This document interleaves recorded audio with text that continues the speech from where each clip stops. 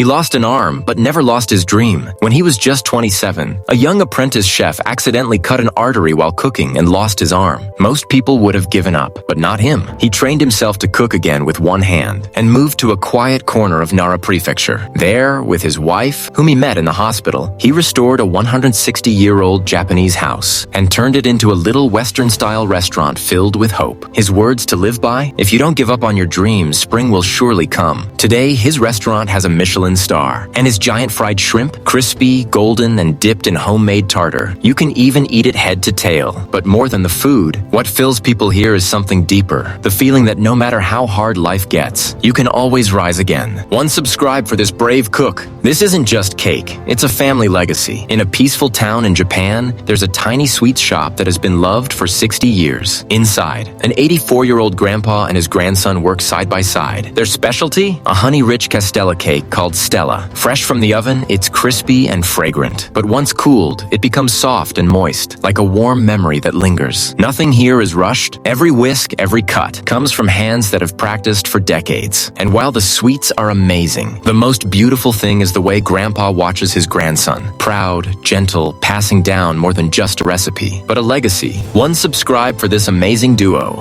A secret pizza shop, straight out of a Ghibli movie, hidden far from the city noise. There's a tiny pizza shop that feels like a portal into another world. The owner, 83 years old, retired once, but then decided to teach himself how to make pizza. Now, people travel from all across Japan just for a taste. The dough has a crispy edge, but soft and chewy inside, like it has its own heartbeat. Tomato, onion, and eggplant, or even pizza made with homemade miso. It sounds unusual, but one bite and you'll understand why it's legendary. Surrounded by lush greenery and wide open sea, eating pizza here feels like a quiet adventure, like a scene from a film you never want to end. One subscribe for this amazing grandpa. Imagine a bakery so loved, they sell happiness for just 60 yen. In the heart of Fukuoka, Japan, there's a tiny shop where an 84-year-old grandma wakes up at midnight to bake over 300 breads and Western sweets. Every single day. Almost everything she sells is under 100 yen. Why so cheap? Grandma Yuriko says, I just want to see customers smile. She's been doing that for 55 years. People who came here as kids now bring their grandchildren to enjoy those same treats in the park next door. Generations, connected by a dessert. Soon the shop might take a short break, but everyone in the neighborhood is cheering Grandma on. One subscribe for this cute grandma, a legendary pudding master in Tokyo. They call his hand the left hand of God. At a 53-year-old coffee shop, something magical happens every morning. Tourists from around the world line up just to see one pudding performance. A jumbo coffee pudding, slightly firm, smooth like silk, and drenched in rich caramel, all for just 700 yen. And the master? Tough on the outside, loving on the inside, and hilarious enough to make you laugh mid-bite. But here's the catch. Their famous pudding is so popular, it sells out by morning. One subscribe for this amazing grandpa, an 87-year-old pastry chef still flipping crepes with love in a quiet neighborhood of Japan. There's a tiny confectionery that has been loved for 50 years. Every morning, Grandpa Nobu and Grandma Yasuko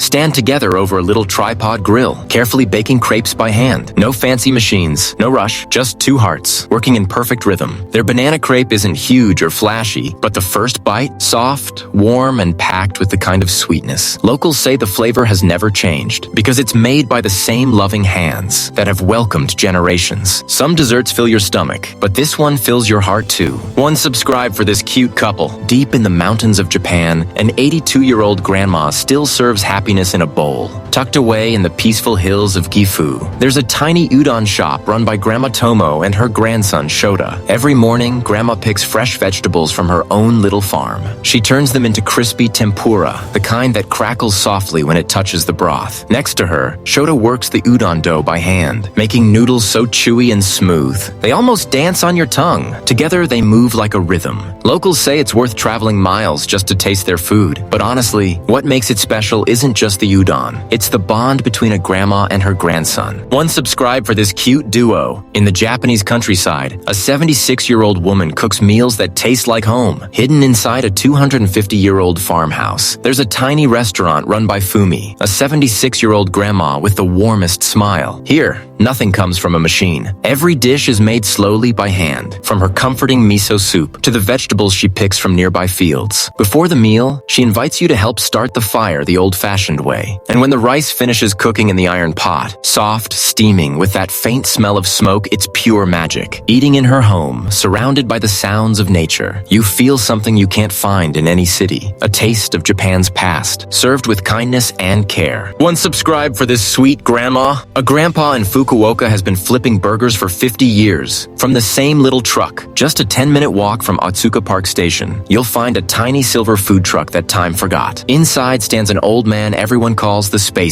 For half a century, he's been serving burgers from the very same truck since the 1970s. No fancy signs, no flashy menus, just simple hot dog-style burgers filled with juicy meat, eggs, and cheese, and prices that haven't changed much in decades. People start lining up before 11 a.m. because this isn't just food, it's Fukuoka's history, still sizzling on a hot plate. And when you finally take that first bite, you'll understand why the whole city loves the man in the spacesuit. One subscribe for this amazing grandpa. This salt ramen has been comforting Osaka for over 50 years. In the heart of Osaka, there's a tiny ramen shop that has been feeding generations, quietly, faithfully, for more than half a century. They call it Dad's Salt Ramen because the taste feels like something made by someone who cares. The moment the bowl lands in front of you, the soup is so clear you can almost see the bottom. Simple, clean, and seasoned with just salt and pepper. No gimmicks, just the kind of flavor that never goes out of style. The medium-thin noodles glide through the broth, perfectly diced with hirazaru, and somehow you end up finishing every last drop without even noticing. This place may look humble, but the warmth behind its bowls is what has kept Osaka's stomach full for 50 years. One subscribe for this amazing grandpa. This 87-year-old grandma still runs a ramen shop completely by herself. In a quiet corner of Gunma, there's a tiny restaurant with no signs, no fancy menus, and not even a warning on how to order. Just the gentle aroma of Showa-era Japan floating out the door. Inside stands an 87-year-old grandma, moving slowly but surely, doing everything with her own hands, chopping, stirring, serving. Her way, her pace. And the food? Surprisingly authentic. Her soy sauce ramen has that nostalgic, calming flavor that feels like something your childhood would remember even if you'd never been here before. The fried rice and curry are just as beloved, simple, warm, homemade.